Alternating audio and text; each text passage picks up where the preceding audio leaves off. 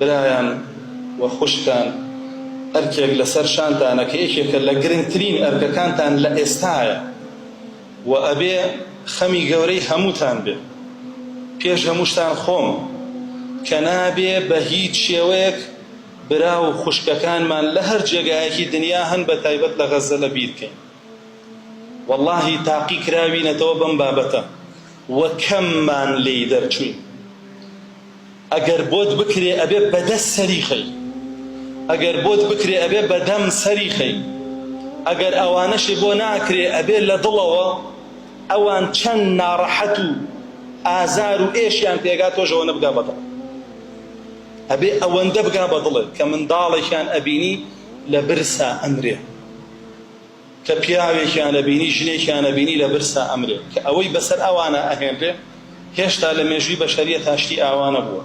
بە دیار چاوی هەموو دنیای کوفرەوە کە ئەڵێم مافی مرۆڤ، ئەڵێم مافی مرۆڤ. 2 ملیۆن مسڵمان و 100,000یان لێ لە ناو براسووتێنرا و ئەوی کەشی هەر هەمووی برسی کراوە هەتا ئەو پەڕی ئیتر لە برسان ئەمرێ.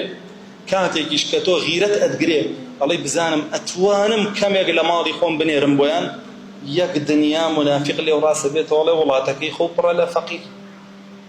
کێ لە وڵاتەکەی خۆتا لە برسا مردووە؟ کەس لە برسا نەمردووە لێرە. بۆیە ئەوە وا ئەکا بە پێی شەرع ئەوان لە پێشەوە بن کە تۆ خێریان پێ بکەین، نەک فەقیری وڵاتەکەی خۆت، چونکە فەقیری وڵاتەکەی خۆ هیچی لە برسا نەمردوو، بەڵام وان ئەمرن لە برسا. کەی هەمووی لە برسا مرد و گەشتە ئەو ئاستە هەموو وڵاتەکان ئەو وەختە وڵاتەکەی خۆ لە پێشتر، بەسە ئەوان لە پێشترن. بۆیە چیت بۆ ئەکرێ بیکە بە کردارت، بە دەمت، بە ماڵت. ئەگەر هەر هیچ نا بەدڵت، بەدڵیشێ پێ و ناخۆش بێ ئەوەی بەسەریانیا وەڕقێکی ئەستور لە دڵ تا دروستکە بەرامبەر بە دوژمنەکانیان. و ئەوەی ئەگەر ڕۆژێ ئەڵڵا خۆشی ویستی و ئیرادەی خێری پێدویست بتخاتە بەرامبەر ئەو دوژمنانەیان تۆڵەی ئەوانیان لێ بکەیتەوە کە ئەوان ئەنجامی ئەدەن و ئەیکەن بە مسڵمانان. ئەوە ئەرکی هەمومانە. وەجگە لەوەش هیچ کەسێ نییە نەتوانێ لە شەوانە هەستێ لەبەر خۆی، وەڵڵاهی لەبەرەوان نا، دوعا بکا بۆ ئەوان کە ئەڵڵا جەل جەلالوهو ڕزگاریان بکا و سەریان بخا و دوژمنەکانیان زەلیل بکا. هەموومان نەتوانینەوە بکەین. ئەوە بچووکترین بەشی وەلا ئەمانە بۆ ئەوە، بچووکترین بەشی وەلا ئەمانە بۆ ئەوە. ئەگەر هەتا ئێستا ئەوەت نەکردووە وەڵڵاهی لە ئیمانەکەی خۆت بترسە، چونکە ئەوە ئیتر ئەی سەلمێنی ئەی پەروەردگارم تۆ فەرمانە پێ کردوم وەلا ئەم هەبێ بۆ مسڵمانان ئەوەم پێکرێ. ئەوە تا ئەلەم کاتەیە کە خۆت ئەفەرموتە ئەلەو کاتەیە من وەڵامی دوعادەمەوە ئەوە هاتم دوعایان بۆ بکەم، ئەوەت ئەبێ پێ بکرێ.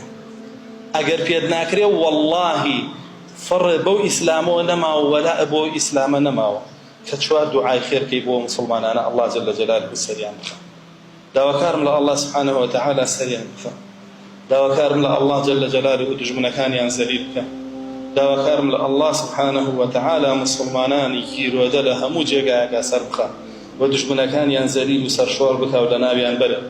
داواکارم لە ئەڵڵا جەل جەلالوهو مسلمانان لە وڵاتی خۆشمانە پایەدار بکە، جێگیریان بکە، دامەزراویان بکە، بیانگێڕێتەوە سەر حوکم و بتوانن ئەو ئیسلامە پەیڕۆ بکەن لە وڵاتە بێت بە خێر و خۆشی بۆ هەموو لایەن.